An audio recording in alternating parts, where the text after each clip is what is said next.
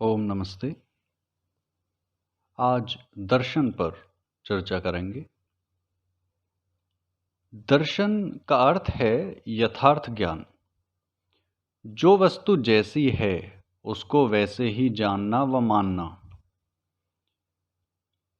सत्यता की खोज की पूर्णता जो है उसे दर्शन हम कहते हैं। होता क्या है, एक व्यक्ति एक गुरुजी के पास गया।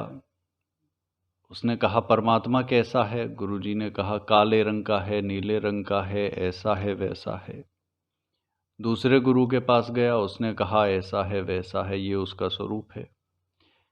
इस प्रकार बेचारा घूमता रहा, अंत में पागल हो गया।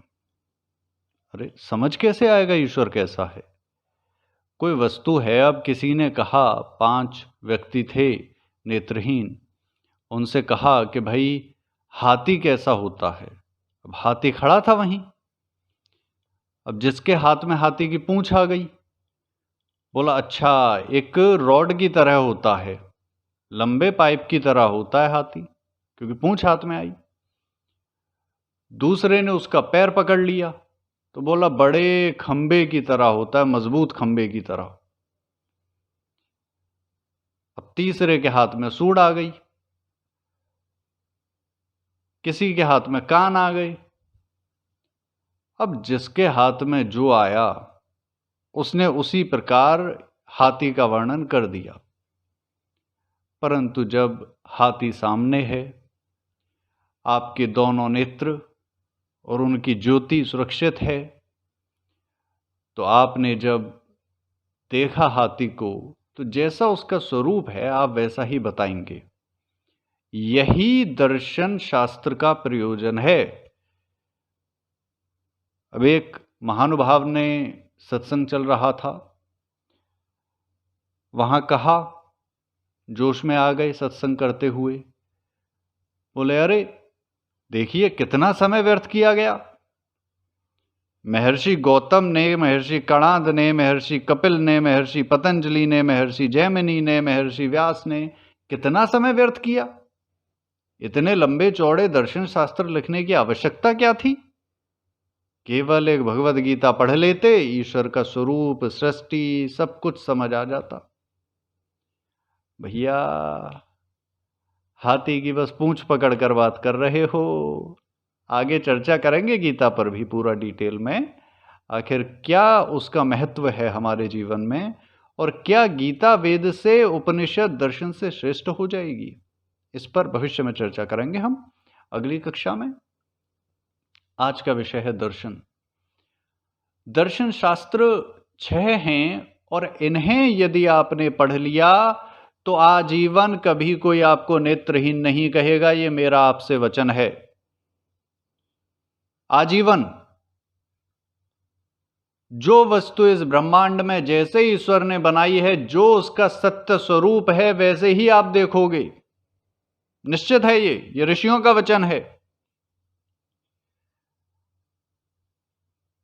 जैसा हम सभी जानते हैं दर्शन 6 हैं। इन्हें वैदिक दर्शन कहते हैं क्योंकि ये वेद को प्रमाण मानकर चलते हैं। नियम है, गांठ बांध लीजिए इसे। आप सभी गांठ बांध लीजिए इस वाक्य को। जो वेद को प्रमाण नहीं मानता, जो वेद के द्वारा सत्य सिद्ध नहीं हो सकता, वह वैदिक नहीं है। वैदिक शब्द बहुत कॉमन हो गया है आजकल, प्रत्येक व्यक्ति प्रयोग कर रहा है। एक महानुभाव से हमारी बात हुई, बोले हम वैदिक एस्ट्रोलॉजर हैं। हमने कहा अच्छा तो क्या आपने वेद पढ़े हैं? कि जी नहीं। उपवेद पढ़े हैं? जी नहीं। दर्शन पढ़े हैं? जी नहीं। उपनिषद पढ़े हैं? जी नहीं। तो मैं महाराज वैदिक कहाँ से हो गए? मानता हूं प्रचलित शब्द है, इसका प्रयोग करके ब्रांड बन जाती है, पर भ्रष्टाचार इस प्रकार हम न करें, यह आवश्यक है। तो गांठ बांध लो। कोई कहे मैं वैदिक हूं, कोई कहे ये ग्रंथ वैदिक है, उस ग्रंथ को वेद के आधार पर, वेद को प्रमाण मानकर टटोलो, उसको परखो और देखो यदि वह वेद के द्वारा प्रमाणित होता है तो निश्चित तौर पर वह वैदिक ग्रंथ है, अन्यथा वैदिक ग्रंथ नहीं है। हमारे 6 महर्षियों ने 6 दर्शन लिखे। महर्षि गौतम ने लिखे न्याय सूत्र, महर्षि कणाद ने लिखे हैं वैशेषिक सूत्र, महर्षि कपिल ने लिखे हैं सांख्य, महर्षि पतंजलि ने योग, महर्षि जैमिनी ने मीमांसा और महर्षि व्यास ने वेदांत सूत्र लिखे हैं।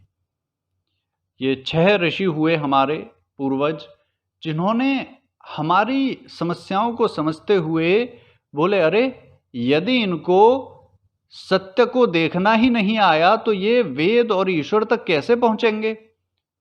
तो हमारे पूर्वजों ने देखिए कितनी उन्हें चिंता है हमारी, उन्होंने हमारे लाभ हेतु ये 6 दर्शन उन्होंने लिखे।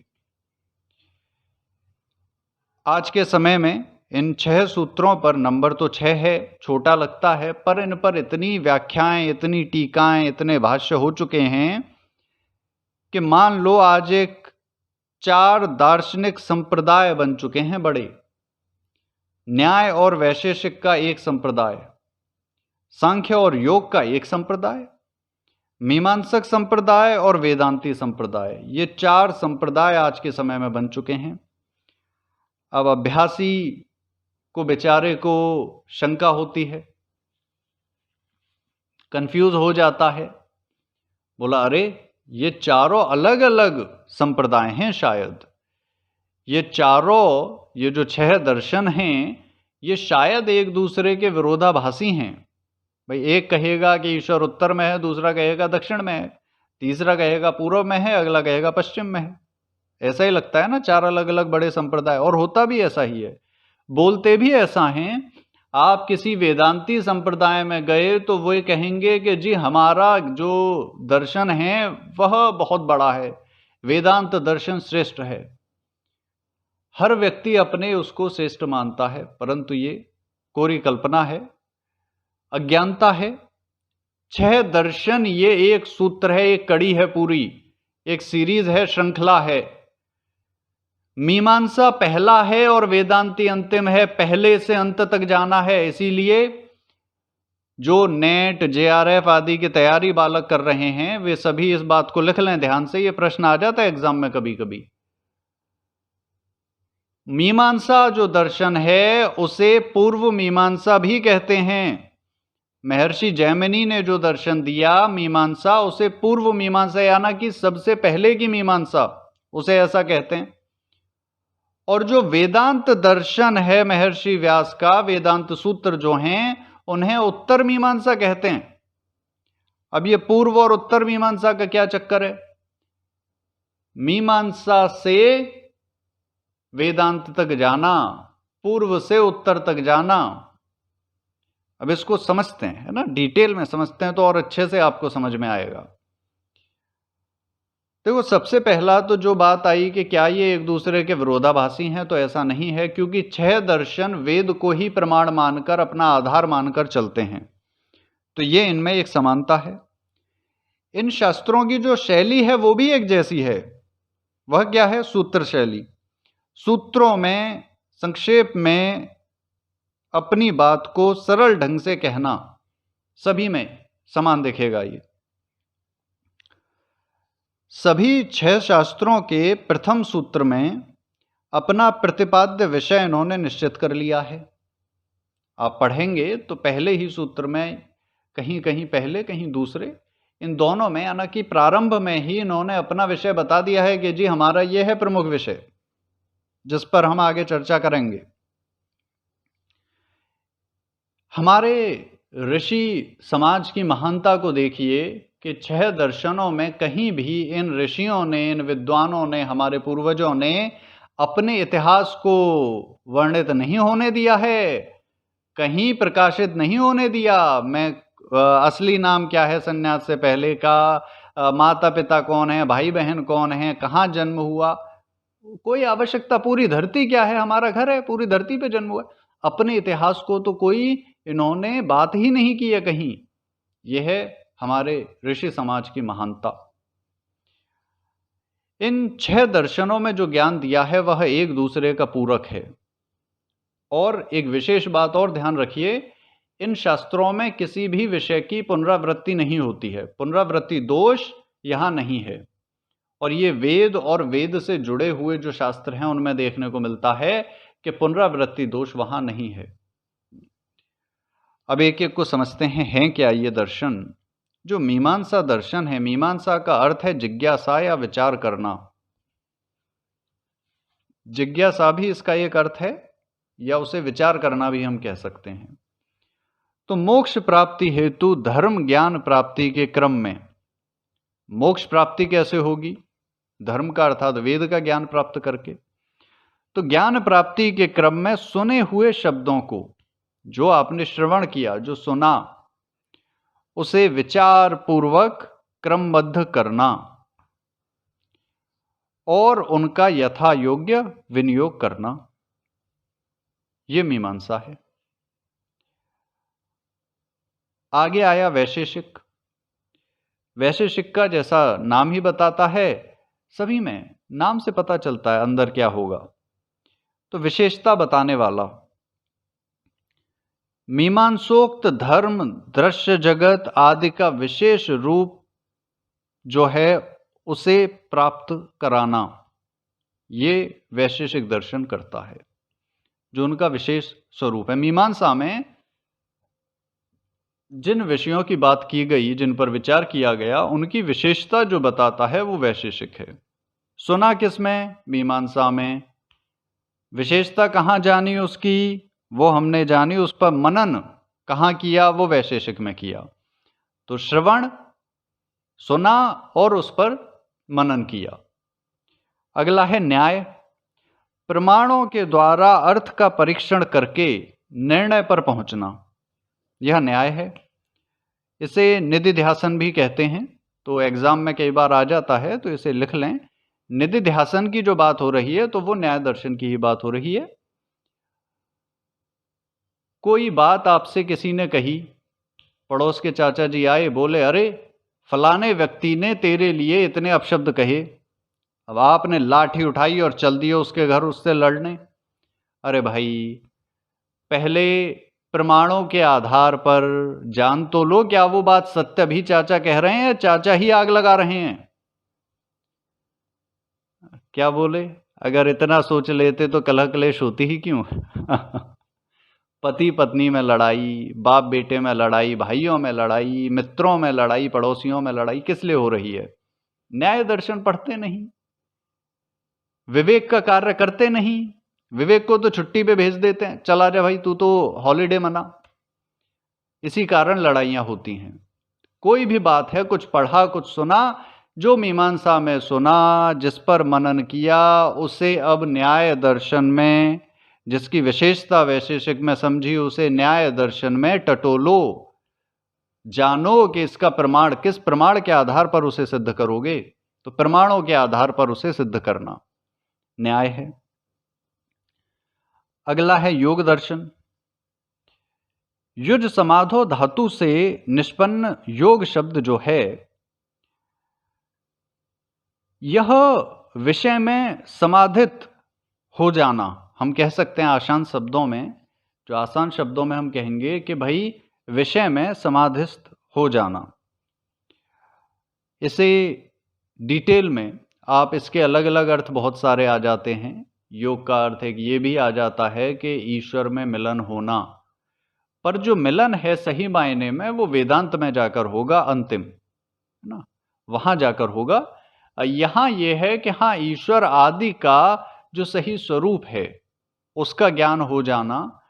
जो हमारी मन की अवस्थाएं हैं उनका बहुत डिटेल्ड में वर्णन किया गया है ना।